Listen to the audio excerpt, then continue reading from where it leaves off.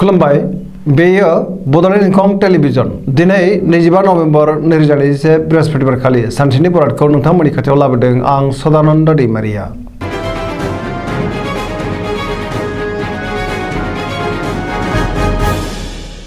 सिगां फरायनो लादों मेष राशि गिबि हांखो अ ल। दिनैनि साना मोजां आरो गाज्रिनि गेजेरजों बाबेनलांगोन। सोरनिबा सायाव गोबां रागा जोंफ्लांनो हागौ। गोसोखौ दिनै जोबोर गुलाय गुजाय मोनगोन। माबा मोनसे गोरोन्थि मावफ्लांनानै गोबां खहा जानांनोबो हागौ। सांग्रां जानाया गाहाम। गोसोआव गोबां गुलुं गुजुं साननाय फैगोन। नेगेटिभ एनार्जिनि गोहोम गोग्लैगोन। गुबुननि गोसोखौ दुखु होफ्लांनो हागौ। सोरजोंबा नांलाय खमलाय एबा एना एनि जानोबो हागौ। गोसोनि साननायफ्रा देबार नांगोन। देहाया दिनै मोजाङै थागोन। रांखावरियाव जोबोर मोजां। अदेबानि नाङा फाङा खरसायाबो बांगोन। बेफार फालांगियाव मोजां मुलाम्फा मोनगोन। गुबुना खहा खालामनो नाजागोन। न'खराव दिनै बिसि फिसायनि गेजेराव अननानै फैगोन। बिदा फंबायजों मोजां सोमोन्दो थागोन। मावनो लानाय खामानिखौ थि समाव मावफुंनो हागोन। नाथाय अब्लाबो नेगेटिभ एनार्जिनि गोहोम गोग्लैनो हागौ। गोसोआ दिनै जोबोर आला खाला जागोन। गुबुनजों बाङाय बुंनायानो गाहाम नङाब्ला गुबुना गोरोन्थि बुजिनो हागौ। सोरबा लोगोनि गाज्रि नोजोर गोग्लैनो हागौ। लाइमोनफोरनि गोसोआ दिनै जोबोर आला खाला जागोन।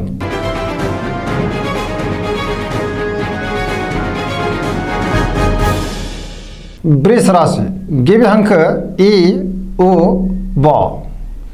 दिनैनि साना बारा मोजां नङा। नेगेटिभ एनार्जिनि गोहोम गोग्लैनो हागौ। गोसोखौ दिनै जोबोर गुलुं गुजुं मोनगोन। मावनो लानाय खामानिखौ थि समावनो मावफुंनो गोब्राब जागोन। गोसोनि जिंगाया बांगोन। गावखौनो लोगो गैजायै बायदि मोनगोन। गोबां जेंनाजों मोगा मोगि जानांनो हागौ। गोजोननि आंखाल जागोन। गोथों आरो गोग्गो साननो रोंनाय नङा। मावनो लानाय खामानिखौ थि समावनो मावफुंनो गोब्राब जागोन। समाजाव मान मोनगोन। रांखावरियाव बारा मोजां नङा। नाङा फाङा खरसाया बांगोन। सोरबा लोगोआ थगायनो नाजागोन। बेफार फालांगियाव मोजां नङा होनजायो। गोबां खहा जानांनोबो हागौ। न'खराव बिसि फिसायनि गेजेराव अननानै फैगोन। देहाया दिनै मोजाङैनो थागोन। समाजाव मान मोनगोन। सोरबा लोगोनि हेफाजाब लानांगोन। लाइमोनफोरनि गोसोआ दिनै जोबोर आला खाला जागोन। गुबुननि गोसोखौ बोनो गोब्राब जागोन। खुसिनि आंखाल जागोन। जेबो गोदान हाबायाव दिनै आखाइ होथ'यैआनो गाहाम होनजायो।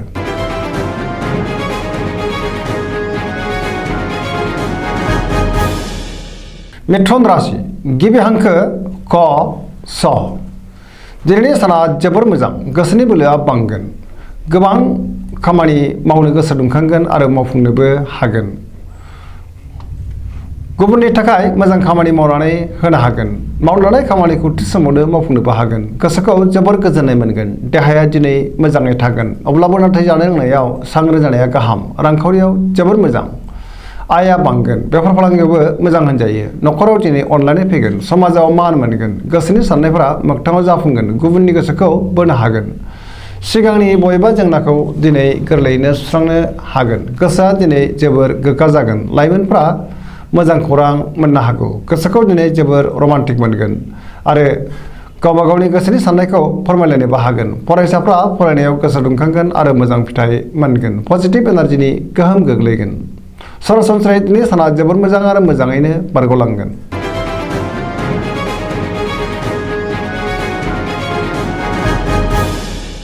कर्कट राशि गिबि हांखो ड ड ह।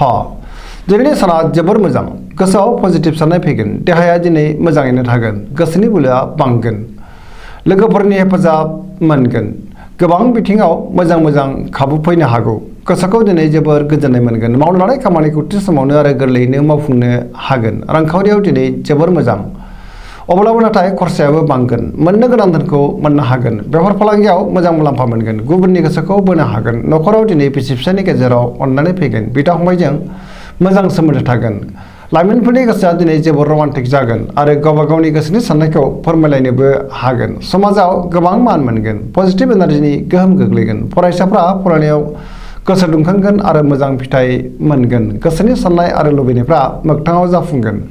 जायखि खामानि मावा मानो मोनफ्रोमबो खामानिखौनो दिनै मोजाङैनो मावफुंनो हागोन।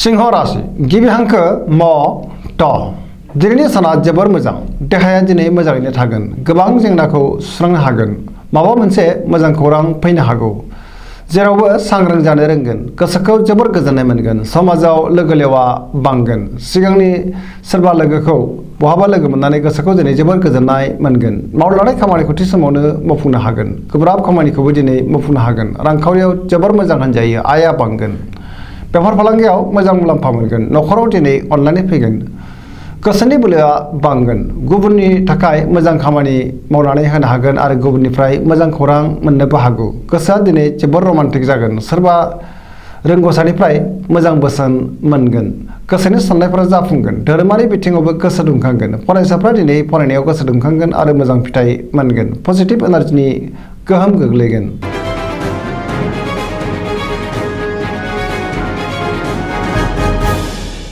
कन्या राशि गिबि हांखो प ट दिनैनि साना मोजां आरो गाज्रिनि गेजेरजों बाबेनलांगोन बयजोंबो गोरोबनो गोब्राब जागोन हरखाबै सोरबा लोगोनिफ्राय गाज्रि खौरां फैनो हागौ सिगांनि बबेबा जेंनाखौ सुस्रांनो नाजाब्लाबो हानाय नङा गोब्राब जागोन गोसोखौ दिनै जोबोर उसाव बादाव मोनगोन गुबुननि गोसोखौ बोनो हागोन रांखावरियाव दिनै जोबोर मोजां मोननो गोनां धोनखौ मोननो हागोन बेफार फालांगियाव जोबोर मोजां मुलाम्फा मोनगोन देहाया दिनै मोजाङैनो थागोन गोबां सुबुंखौ लोगो मोनज्लायगोन नेगेटिभ एनार्जिनि गोहोम गोग्लैनोबो हागौ न'खराव बिसि फिसायनि गेजेराव अननानै फैगोन समाजाव मान मोनगोन गोसोनि साननायफ्रा मोगथाङाव जाफुंगोन लाइमोनफोरा दिनै जोबोर रमान्टिक जागोन गोसोनि साननायखौ गुबुननो फोरमायनोबो हागोन फरायसाफ्रा फरायनायाव गोसो दुंखांगोन आरो मोजां फिथाइ मोनगोन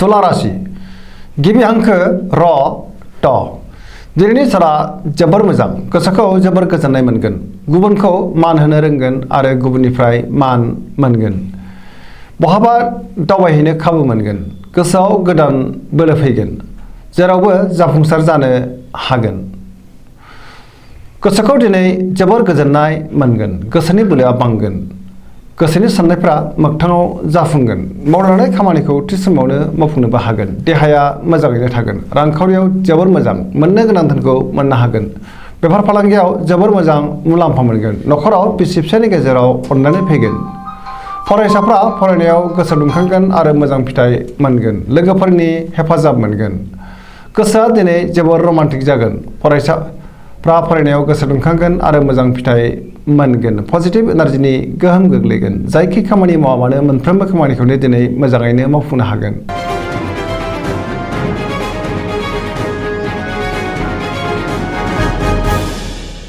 वृश्चिक राशि गिबि हांखो न स दिनैनि साना जोबोर मोजां गोसोनि बोलोआ बांगोन गोसोखौ दिनै जोबोर गोजोननाय मोनगोन देहाया मोजाङैनो थागोन पजिटिभ एनार्जिनि गोहोम गोग्लैगोन गोसोआव गोग्गानाय फैगोन रांखावरियाव दिनै जोबोर मोजां होनजायो मोननो गोनां धोनखौ मोननो हागोन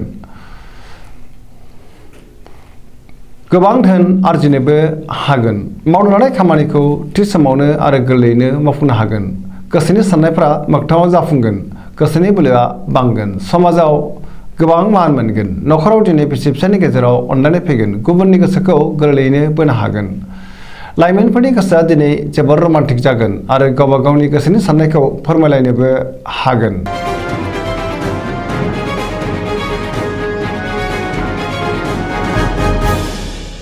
धनु राशि गिबि हांखो ढ फ भ दिनैनि साना जोबोर मोजां गोबां मोजां खाबु फैनो हागौ गोसोखौ दिनै जोबोर गोजोननाय मोनगोन गोसोआव मोजां साननाय फैगोन मावनो लानाय खामानिखौ थि समावनो आरो गोरलैयैनो मावफुंनोबो हागोन गोसोनि साननायफोरा मोगथाङाव जाफुंगोन रांखावरियाव दिनै जोबोर मोजां होनजायो आरजिनाय धोनखौ दोनथुमनो हागोन बेफार फालांगियाव दिनै जोबोर मोजां मुलाम्फा मोनगोन देहाया मोजाङैनो थागोन न'खराव बिसि फिसायनि गेजेराव अननानै फैगोन बिदा फंबायनिफ्राय हेफाजाब मोननो हागोन सुथुरखौ दिनै गोरलैयैनो फेजेननो हागोन जेरावबो देरहासार जागोन गोसोआ दिनै जोबोर रमान्टिक जागोन आरो गावबा गावनि गोसोनि साननायखौ फोरमायलायनोबो हागोन फरायसाफ्रा फरायनायाव गोसो दुंखांगोन आरो मोजां फिथाइ मोनगोन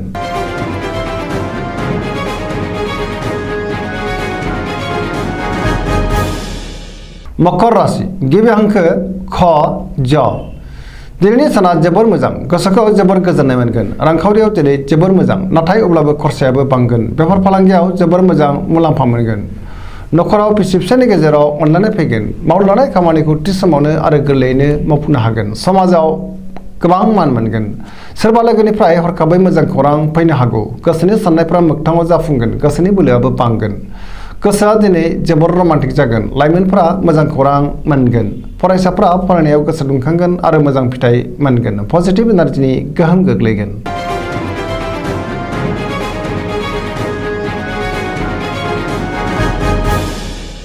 कुम्भ राशि गिबि हांखो ग स स दिनैनि साना जोबोर मोजां गोसोखौ जोबोर गोजोननाय मोनगोन मावनो लानाय खामानिखौ थि समावनो आरो गोरलैयैनो मावफुंनो हागोन समाजाव गोबां मान मोनगोन गोबां मुंदांखा सुबुंजों लोगो मोनज्लायगोन रांखावरियाव दिनै जोबोर मोजां होनजायो गोबां धोन आरजिनो हागोन बेफार फालांगियाव जोबोर मोजां मुलाम्फा मोनगोन न'खराव बिसि फिसायनि गेजेराव अनलायनाय फैगोन बिदा फंबायजों मोजां सोमोन्दो थागोन देहाया मोजाङैनो थागोन लाइमोनफोरनि गोसोआ दिनै जोबोर रमान्टिक जागोन आरो गावबा गावनि गोसोनि साननायखौ फोरमायलायनोबो हागोन धोरोमारि बिथिङाव गोसो दुंखांगोन गोसोनि साननाय आरो लुबैनायफ्रा मोगथाङाव जाफुंगोन पजिटिभ एनार्जिनि गोहोम गोग्लैगोन जायखि खामानि मावा मानो मोनफ्रोमबो खामानिखौनो दिनै मोजाङैनो मावफुंलांनो हागोन सरासनस्रायै दिनै साना जोबोर मोजां आरो मोजाङैनो बारग'लांगोन